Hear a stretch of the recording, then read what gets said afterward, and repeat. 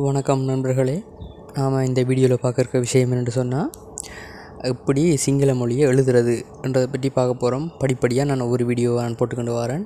So இந்த வீடியோவில் நான் போட இருக்கிற விஷயம் என்று பார்த்தீங்களா இருந்தால், சிங்கள மொழியில் இருக்கிற ஆனா என்ற எழுத்தை என்னென்று எழுதுறது என்ற பற்றி நான் உங்களுக்கு போட போகிறேன். இது பார்த்திங்கன்னா 2 விதமாக நான் போட போகிறேன். ஒன்று கம்ப்யூட்டரில் எழுதி, அடுத்தது என் கையால் எழுதுறதையும் நான் போட போகிறேன்.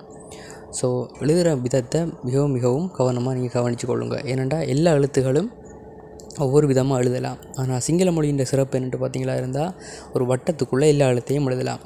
உதாரணத்துக்கு பார்த்தீங்களா இருந்தால், ஒரு வட்டம் ஒன்று போட்டுக்கொள்கிறேன். ஸோ இந்த வட்டம் தான் எல்லாத்துக்குமான பேசிக், ஒரு எழுத்துக்குரிய பேசிக். உதாரணத்துக்கு இதுக்கு மேலே ஒரு சுழி போட்டு, அப்புறம் ஒரு கோடு போட்டு, இப்போ ஒரு குறியீட்டு நான் சேர்த்துனா இருந்தால் ஆனா. ஸோ இது பார்த்தீங்களா இருந்தால் ஒரு பேசிக், ஒரு வட்டத்தை வச்சுக்கொண்டு உண்டாக்கப்பட்டது. இதே போல தான் எல்லா எழுத்துக்களோட விஷயமும்.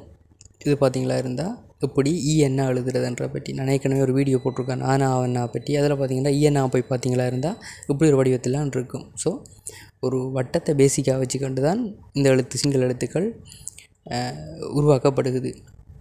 மற்ற எழுத்துக்கள் பார்த்திங்களா இருந்தால் கோடுகள் அல்லது சுழிகள், வளைவுகளை வச்சுக்கொண்டு உருவாக்கலாம். ஆனால் சிங்கள எழுத்து ஒரு வட்டத்தை வச்சுக்கொண்டு உருவாக்கலாம். வட்டம் தான் அதனுடைய பேசிக்.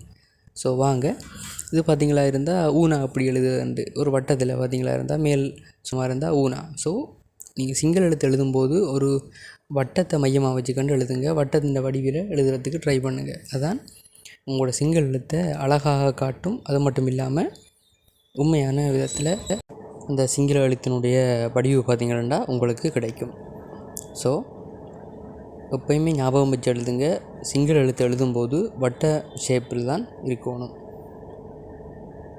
இப்போ பார்த்திங்களா இருந்தால் நாம் எப்படி ஆனா எழுதுறது அப்படின்ற பற்றி பார்க்கலாம். ஃபஸ்ட்டு பார்த்திங்களா இருந்தால் ஒரு சுழி போட்டு அப்படியே நேராக கொண்டு வந்து வலது பக்கமாக கீழே கொண்டு வந்து, பிறகு இடது பக்கமாக ஒரு பெரிய ரவுண்டு போட்டு, அப்புறம் கீழே கொண்டு வந்து, பிறகு மேல் பக்கத்தில் பார்த்திங்கன்னா ஒரு சின்ன ஒரு சுழி ஒன்று போட்டுக்கொள்ளுங்க. இதுதான் சிங்கள எழுத்தில் ஆனா எழுதுகிற முறை. இதே முறையை நீங்கள் பின்பற்றுங்க. ஏன்னா வேறு விதமாகலாம் எழுதலாம், ஆனால் அதெல்லாம் தவறான முறை, அதாவது பொருத்தம் இல்லாத முறை.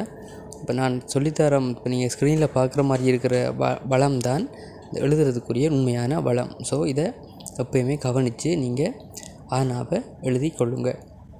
ஸோ இது நார்மலாக எழுதக்கூடிய ஆனா.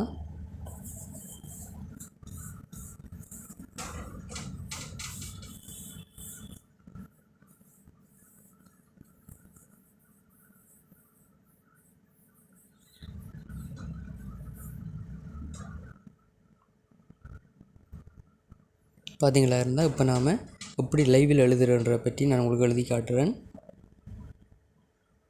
இதுதான் ஆனா எழுதுறதுக்குரிய ஒழுங்கான முறை உண்டு.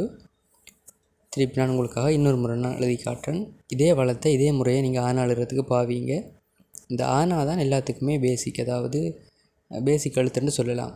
காரணம், நம்ம ஆனா எழுத துவங்கிட்டோம்னு சொன்னால் உயிரெழுத்துக்களில் 12ஐயும் சிங்களத்தில் பார்த்திங்களா இருந்தால் 14 எழுத்துக்கள். ஸோ அந்த 14 எழுத்தையும் மிகவும் இலகுவாக நம்ம எழுதி கொள்ளலாம். இதுதான் அடிப்படையான எழுத்துன்னு சொல்லி நான் வச்சுக்கொள்ளலாம். ஸோ நீங்கள் தொடர்ந்து ஒன்று ட்ரை பண்ணுங்கள். எழுத்தை வடிவாக எழுதுறதுக்கு ட்ரை பண்ணுங்கள். இன்னொரு வீடியோ சந்திக்கிறேன். மறக்காம சேனலை சப்ஸ்கிரைப் பண்ணுங்கள். எதுவும் டவுட்ஸ் இருந்தால் கமெண்ட் பண்ணுங்கள்.